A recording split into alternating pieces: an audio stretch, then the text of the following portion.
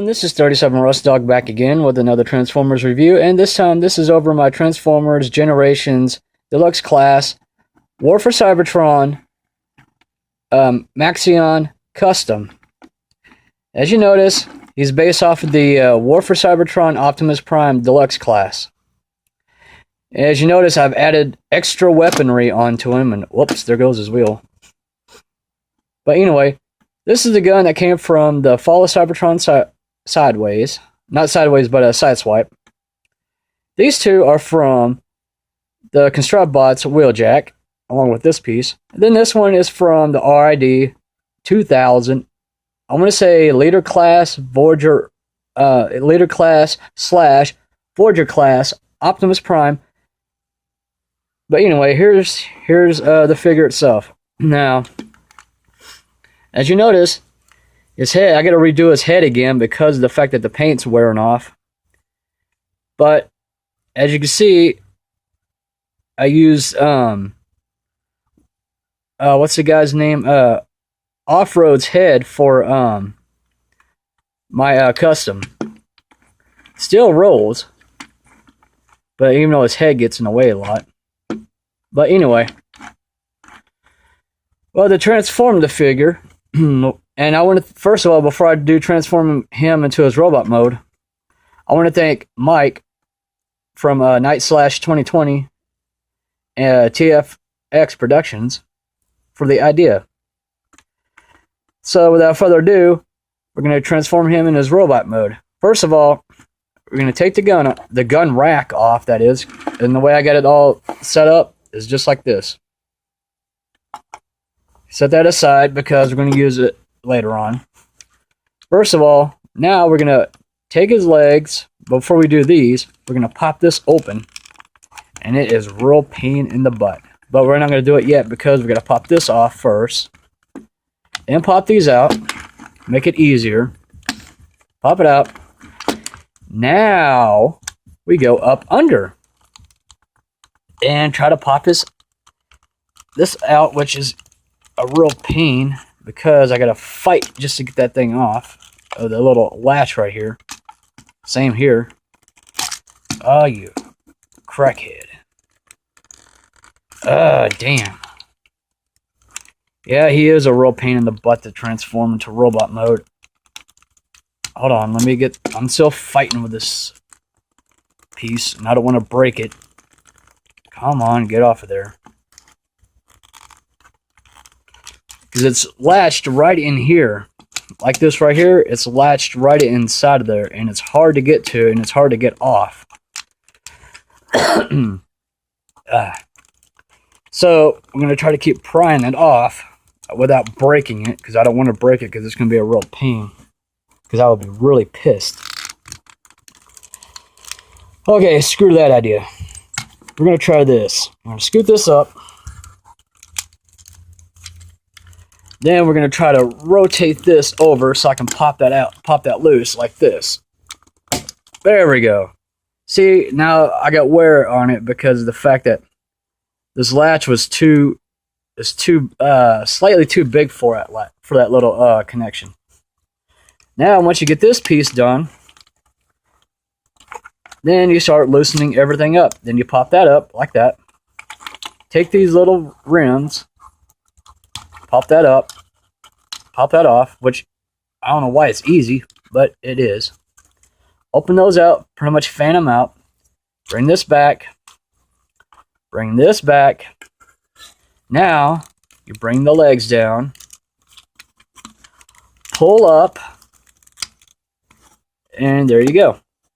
Now, for the next step, you can take the wheels, bring them back, bring that forward. As you're doing it, you're going to bring that over. Connect that, and then pop it over like that. Same thing over here. You flip that over. As you're doing it, you're going to be folding this at the same time. It's going to fold over, and it's going to lock into place like that, and boom. There you go. Now, we got the feet. And the legs are done. Now, we're going to get to the real messy part.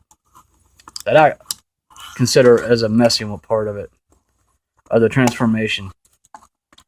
Okay, you got him like this. yes, you do have a somewhat of a decent mess. You're going to take the wheels, fold them back, move the hand out of the way, take the other wheel, fold it back like that, and you're pretty much left with all this right here.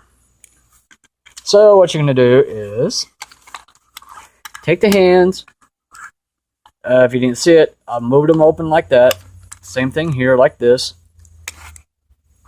Gonna angle it up. Now you're left with all this mess. So what you're gonna do is take the top.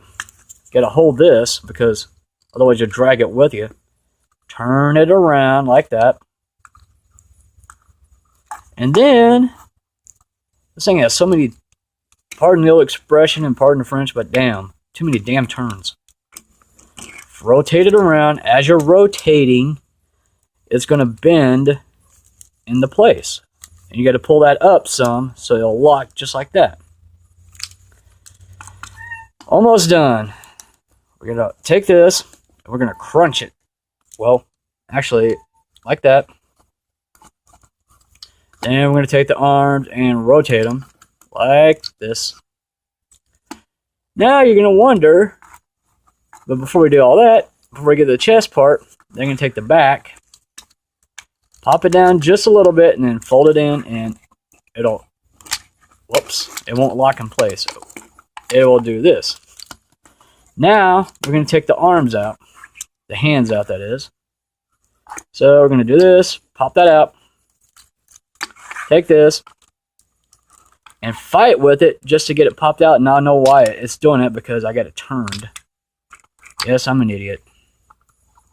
But not to that point. So now that you got him like this, you're going to bring this down one more time because it keeps popping loose. Now, you're wondering, hey, how am I going to get this part to bend over here and connect right here? You take this and you turn it without smacking Orion Pax in the face, but you got to lift his head back in order to do it. Do that. Do this. Now that he's leveled somewhat, you see that little right here, what I was talking about.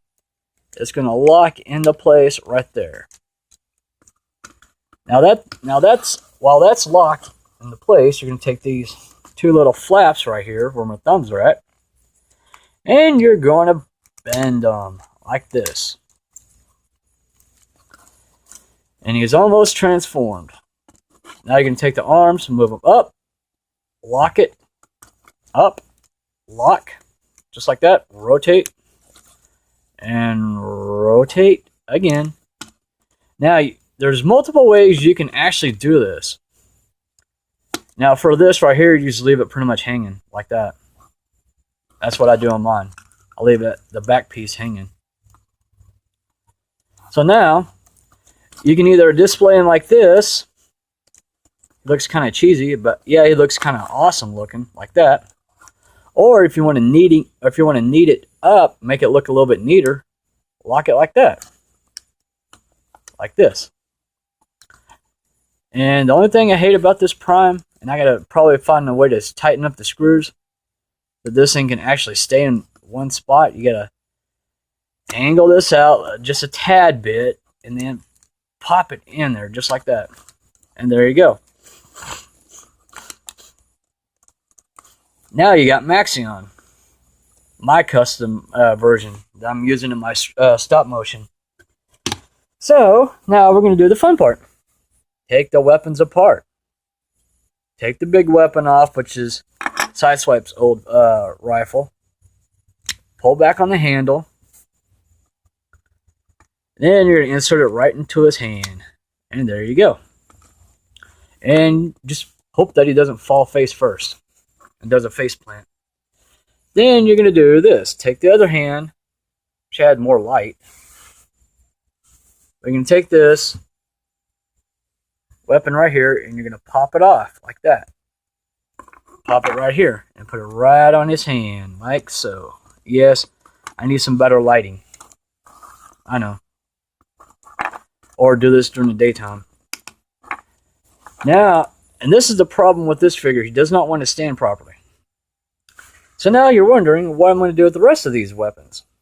Well, I get your answer. Take this piece off, set it to one side.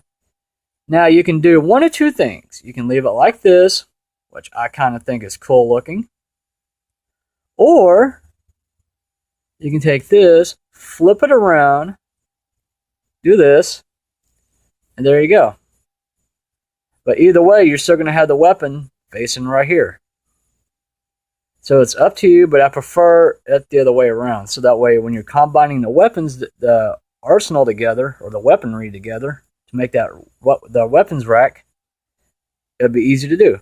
So there you go. And you take this piece, and you're going to, well, you're not going to drop it. You're going to insert it right here where the wheel is, and then angle it up like that. And I'm gonna pan this up and show you, just like that. Then we're gonna do the same thing to the other side. Take this weapon, take the wheel, pop this on there just like that, and you notice there's a lot of tension or stress. And there you go. And there is my Maxion Custom. Now, I know I got to redo the paint job because of the fact that he's starting to fade, or he's starting to face a lot of wear and tear on his head. But yeah, I could have done this when he was in vehicle mode. Instead of leaving him like that, I could have went ahead and popped this back and did that right there, but then his head's going to pop off. And it's a pain in the butt to put back on, because I had to use different connections just to do it. You'll be able to see the indentions on the bottom. If I would have done something like that, yeah, he'll be good to go. But other than that, I'm bringing that head down. He does have a lot of cool poses. I'll give this figure credit, or this custom figure credit. There we go. He can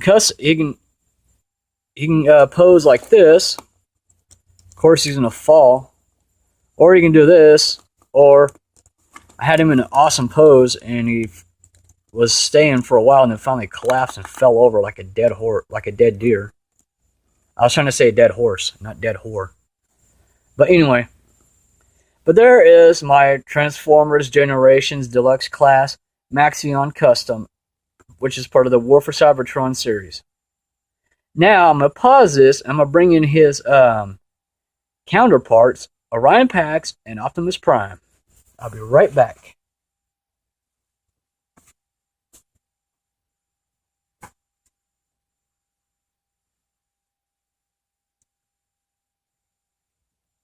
So, let's do a comparison. Since I'm back already, we're going to do the comparisons. As you can see, as you can tell, there is my Orion Pax who wants to play stupid and hide out because he wants to be a little wimp. So you got Orion Pax to the left, which is right here. And then you got Maxion right here. Then you got Orion Pax alter ego, Optimus Prime. Now, if you want me to go ahead and put a visor on Maxion, that would be cool looking. But it's going to take away from what he looks like now. And that kind of made him look kind of rusted a little bit, like he was war-torn. But other than that, this is my Transformers Generations Deluxe Class Maxion Custom. And I just want to say thank you very much, Mike, for creating a character called Maxion and using the Fall of Cybertron Deluxe Class Optimus Prime version. But of course, I wish they would make a Maxion figure, because that would be actually cool for the whole entire continuity. But if you notice, they're both all blue on their legs. Optimus Prime is a little too shiny. And of course, Orion Pax is pretty much flat gray, along with my Maxion Custom. But other than that, this is what I was trying to get through on my previous video. But we're going to go ahead and do a quick focus on the head right quick. If I can kind of focus it just right. Well, I'm going to try to zoom in. I'm using my phone. Now that is an awesome face look. Awesome face to go with my Maxion Custom. I was going to use him as my smoke screen, but I was like, yeah, no. Since my Generations War for Cybertron Deluxe Class Optimus Prime did not have a head, and I did a lot of work on him. As you can see, all the ridges right here from the Dremel. I went ahead and decided to go ahead and use the off-road head for it. Turned out pretty good. I like it. I mean, yeah, granted, technically, I need to switch these over here because the fact that you have Optimus Prime, you have Orion Pax changing into Optimus Prime. You notice they have the plastic clear glass, but that's from a different review later on down the road. But other than that, this is my review. I'm going to go ahead and put the other two back up, the Orion Pax and Optimus Prime, and I'll be right back.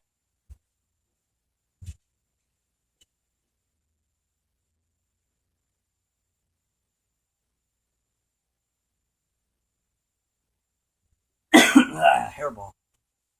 Okay, I'm back. Okay, this time, we are not going to do the reverse order on putting him back into vehicle mode because it will take a long time.